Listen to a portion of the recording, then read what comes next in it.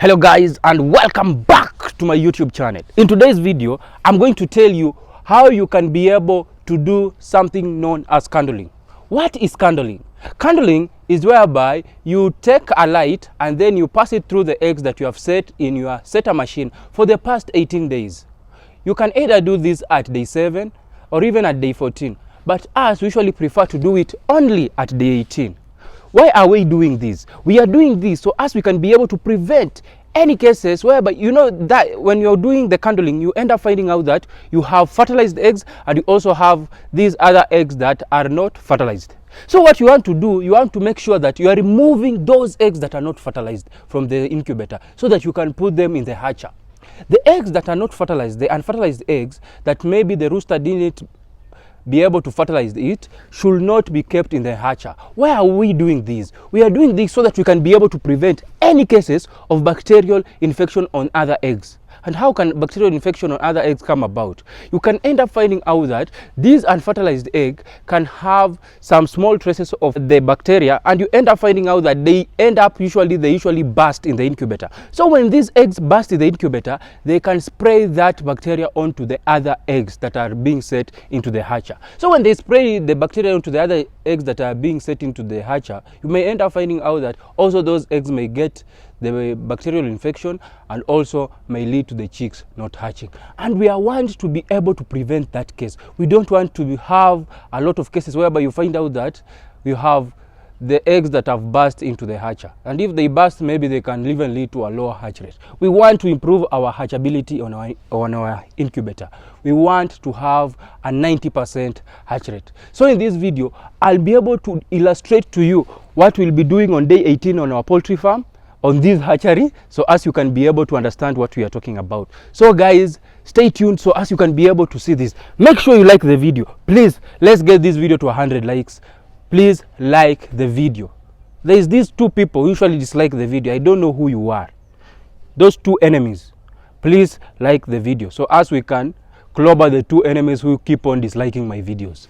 Guys, like the video and subscribe to the channel, and also share the video. So I want us to get into the hatchery so as I can show you whereby you are going to hatch our chicks. These are the quality chicks that I'm telling to you guys, the fastest growing quality chicks in the world. Okay, so make sure guys you like the video. So stay tuned so as you can be able to watch it. Let's head into the hatchery. So guys, this is the hatcher. As you can see, I want to show you something. Our hatcher is way different. As you can see how it looks like, it's way different. Let me show you this other one. You're still fumigating this one, so it has some fumes. So this is our hatcher. You see how our hatcher looks like below here, you can end up finding out that it has this platform whereby we will be putting these trays. I want to show you so as you can understand. There's a lot of fumes in here, how you are doing the fumigation. So this is how you put these trays. Then you stack them over up to the top, and this is how you will be able to hatch your chicks. And I want to show you the difference. I want to show you the difference so that you can understand. This is the hatcher whereby you put your eggs at day 18. I usually hear most people usually do something known as half hatcher. Don't do half hatcher because that can lead to cross contamination of diseases. So make sure you're only using a setter and a hatcher separately. So this is our setter. A setter is whereby you place your eggs for 18 days so that they can be able to turn and be incubated. So this is our setter. As you can see, it is way different. It has these platforms and whereby you can put these racks so as these eggs can be able to turn. So I want to illustrate how the egg turn so as you can understand. So as you can see, the eggs are turning. The eggs are turning. The eggs are turning. So that's how the eggs usually turn in an incubator. Yes. So all these eggs as they turn. So you usually do this so that you can be able to prevent any cases of the embryo attaching itself on the wall of the egg. So that is how it usually turns, just like that. Then it has reached the end, then it will be able to stop. So when you have an incubator, you have to make sure that it keeps on turning over and over, so as you can be able to prevent any cases of your embryo attaching itself on the wall of the egg. So that's why we keep on turning the eggs. So what we want to do, I want to illustrate just for a bit so as you can understand, because we want to get so busy and maybe I won't be able to finish the video. So I want to show you just how an illustration. So we will be doing the candling.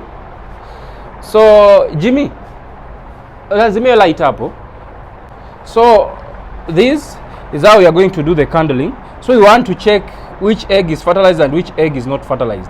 So this is the machine that you are going to remove.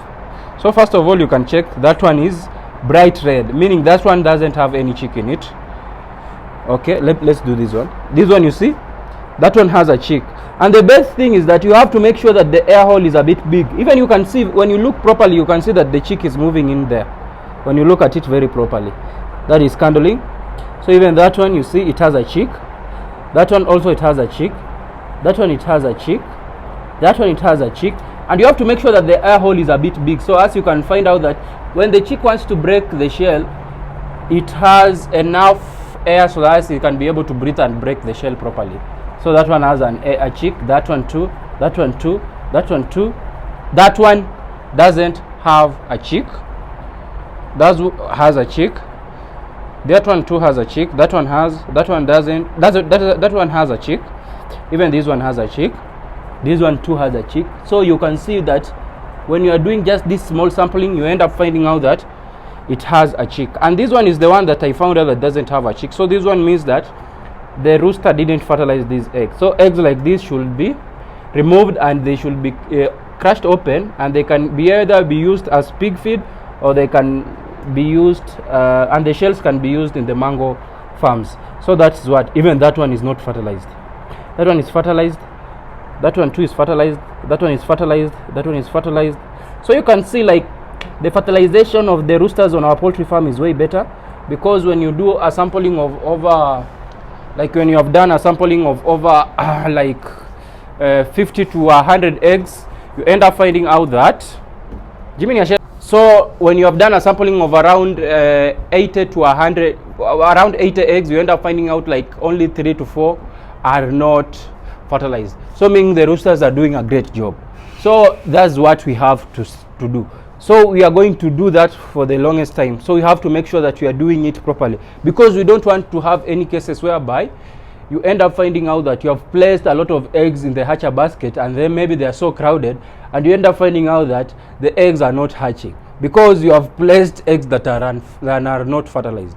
You only have to place eggs that are fertilized in the hatching trays, because if you are able to do that, then you will be able to get what you really need. You will be able to hatch a lot of chicks, and we want to be able to hatch a lot of chicks so as we can be able to serve our customers. We want to provide our customers with the best of the best quality of chicks all over Africa. You have to start from somewhere. This is where we have started from. We have big aspirations, but we keep on pushing. Hard work, persistence, and being productive. You either get busy or become productive. You can be either just doing a lot of work but you're not being productive. So what I chose to become productive. So that's what we are currently doing. So guys, for those guys that really need quality day-old chicks, you can see how our eggs are super clean, meaning you'll be able to get very quality chicks. So guys, for those that want to purchase the day-old chicks from us, quality day-old chicks, you see, quality day-old chicks from us, make sure you give us a call on 0706 54 37 60. Don't be left behind. Okay, if you are able to do that, then you'll be able to achieve whatever you want to achieve, because you'll have chicks that grow faster and they will be able to have a good feed conversion ratio, meaning the amount of feed that they will intake, it will correspond with the body weight at a very faster rate. Because you end up finding out that at some point I bought some chicks somewhere. You find out that you are really feeding these chicks and yet they are not growing, meaning they are eating into your profits. So you have to make sure you really know what you are doing. So in this hatcher, we have to make sure that we have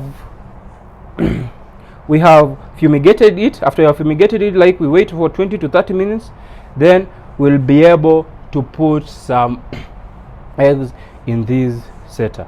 So that's what we are continuing to do.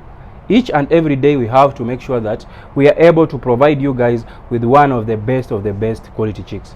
So that pipe over there, you can see it. For when you have placed your eggs here, that is something that I almost forgot. When you have placed your eggs in this hatcher, during the last 3 days, I usually call it the lockdown time, don't open your hatcher. Okay? You end up finding out that people, they have these, most of these incubators. You see, there we have a pipe. I want to show you that pipe. That pipe usually comes out and then it comes to this tank over here. So this tank is the one that directs water. You can see there is a pipe, directs water. This pipe over here, I don't know if you can see it properly. It directs the water into the incubator. So instead of you keeping opening the hatcher over and over, you have to make sure that you are just using the setter. Instead of you opening the incubator over and over, just make sure that you are using a pipe. So when you use the pipe, because when you open the incubator, you end up finding out that the shell of the chick that you're trying to hatch, it tends to get very hard. So when the shell gets very hard and it loses that moisture, that humidity in the hatcher, you may find out that your chicks won't be able to hatch properly. So you may end up finding out that you have a lot of dead chicks in the shell of the egg. So you have to avoid opening your incubator. Put a pipe like that, as you can see it, it goes all the way, then it comes out this end on this tank, and you have a tap over there, then it goes just directly into the water trough that will be able to provide humidity for your machine. If you are able to do that, then you will have to improve your hatchability up to 90%, and that is what we want to achieve. We have to make sure that you are doing the right thing all the time.